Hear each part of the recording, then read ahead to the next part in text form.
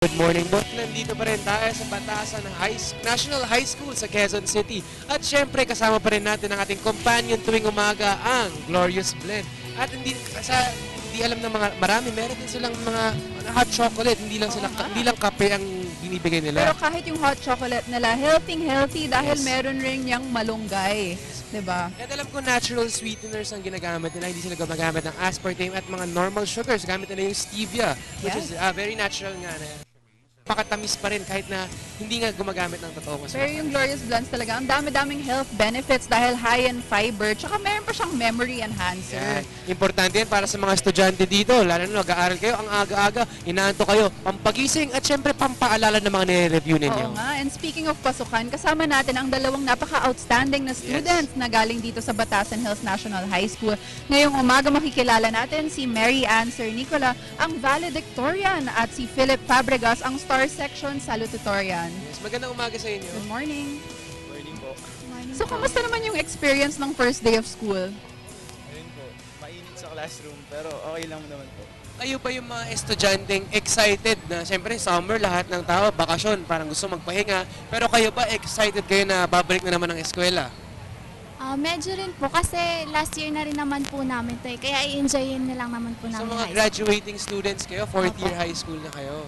So, of course, meron ring maraming pressure sa inyo kasi yun nga, kayo ay napaka-outstanding. Nang summer ba, parang meron kayong ginawang preparations? Dahil syempre, fourth year, yun yung pinaka-challenging year. So, meron ba kayong ginawang paghahanda? Advanced reading lang naman po, tsaka review po for incoming tests for universities. Aba, ikaw, Marian. Ganun din po, nagre-review din po ako sa bahay, sarili ko. Ang sipag naman Kaya nila. nga. Ikaw ba ginagawa mo yun dati? Hindi. Kasi syempre pag bakasyon lang talaga yung utak mo. Pero at least sila, yan ang mga dapat tularan ng mga estudyante. Pero kayo bilang mga siguro cream of the crop nga ng Batasan National High School, pinapadala rin ba kayo sa mga academic competitions ng inyong school? Opo, ako po since first year po, every year po akong lumalaban sa MTAP. Kamusta naman? Nananalo naman? Nananalo naman po. Very Wow, good, very good. congratulations. Ikaw, Ang Philip? hirap kaya manalo sa MTAP. Talagang Sobra. natatalino ng mga, Oo nga. parang calculator yung utak nila dun. Oo nga. Ikaw naman. Last year po, district sa Damat po, nakipaglaro po ako sa ibang schools. Okay. So, kamusta naman yung school schedule ninyo? Okay lang naman po, maganda rin po yung morning shift. So paano ba ang takbo ng shifts dito sa Batasan? So may morning shift which is from 6 o'clock hanggang 12:40 po. okay. And then pagkatapos naman ito, anong oras yung mga next na classes? 1 p.m. po hanggang 7:40 p.m.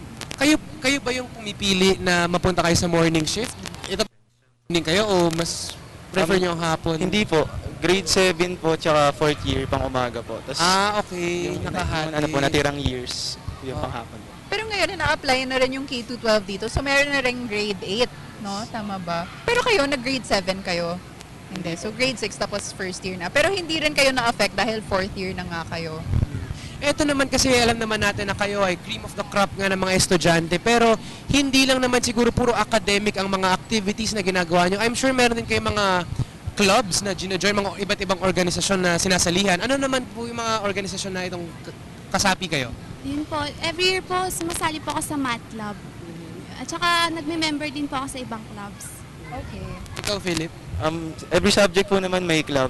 Yun, sumasali po kami para extracurricular naman po yun. Okay. Pero meron pa ba kayong ibang extracurricular na ginagawa aside from yung sa pagsali nga sa mga clubs? Mga seminars po. Yun. Ito nga ngayong mga graduating students na kayo at syempre lilipat na kayo sa kolehiyo.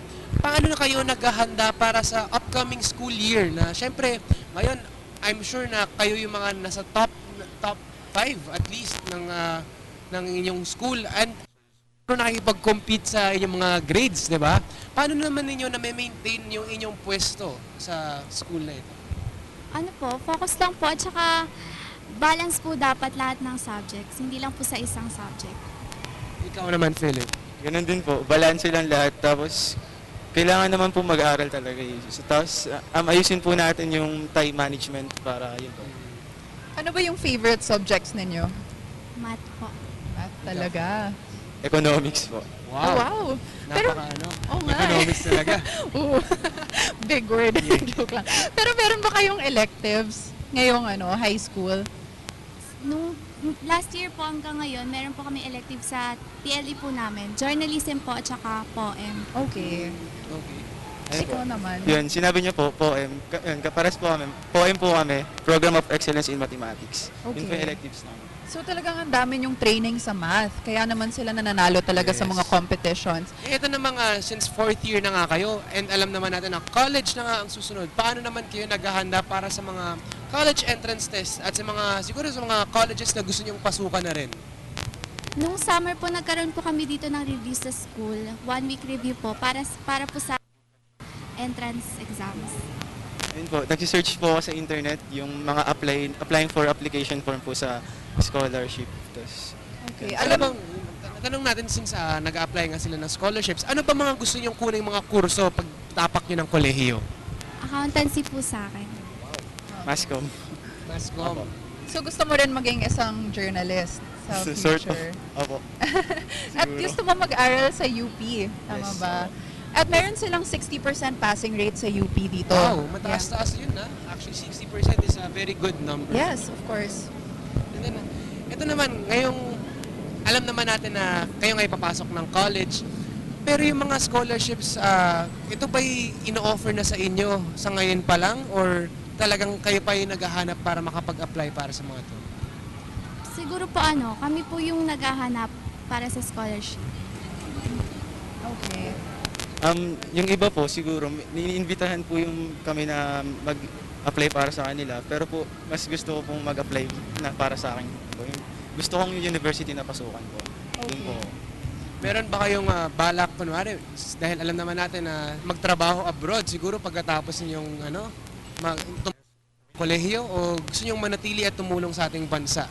Kasi ngayon alam naman natin na tayo mga kabataan ng future ng ating bansa, and alam naman natin na marami sa atin ang gusto mga ibang bansa para kumita ng pera. Pero kayo ba, nasa isip nyo na ba yun? Sa ngayon po, hindi ko po iniisip yon. Siguro dito na lang po muna ako at saka mas safe po siguro dito sa bansa. Ikaw naman. Wala pa po sa isip ko. Kasi po malayo pa naman po yun.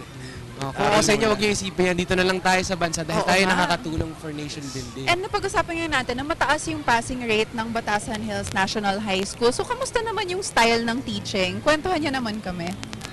Maganda rin po. Sa amin po kasi, hindi lang po yung teacher yung nagtuturo. Kami rin po, minsan pinagre-report po kami. At saka, maganda po yung interaction ng students at mga teachers. Yan. Enjoying while learning lang po para ma-enjoy nyo po, kailangan po matutunan nyo po lahat ng mga pinag-aaralan na dito po sa school namin. Of course, importante yan, yung pag-enjoy sa pag-aaral. Yes, kasi alam mo, Carla, pag na-enjoy mo naman yung ginagawa mo, hindi mo mararamdaman yung hirap or yung pagod or yung stress na rin dahil dito. course. Ito na lang siguro panghuli bilang mga model students nga ng inyong paaralan, baka pwede kayo magbigay ng mga messages ninyo bilang valedictorian para na rin maging kayo mga role model, maging inspirasyon kayo para sa mga kabataan na mag-aral ng mabuti. Or kung gusto niyo rin batiin yung families niyo, pwede rin. Sa akin po, know your priorities lang po. Siguro sa edad po namin ngayon, ang mahalaga lang po talaga yung pag-aaral. So, focus lang po talaga sa pag-aaral. Yan. Unahin nyo po syempre, pamilya nyo po. Tapos mag-aral lang po ng mabuti para may magandang trabaho sa kinabukasan po. Okay, thank you so much. Once again, that was Mary Ann Sir Nicola and Philip Fabregas, ang valedictorian at Star Section Salutatorian ng Batasan Hills National High School.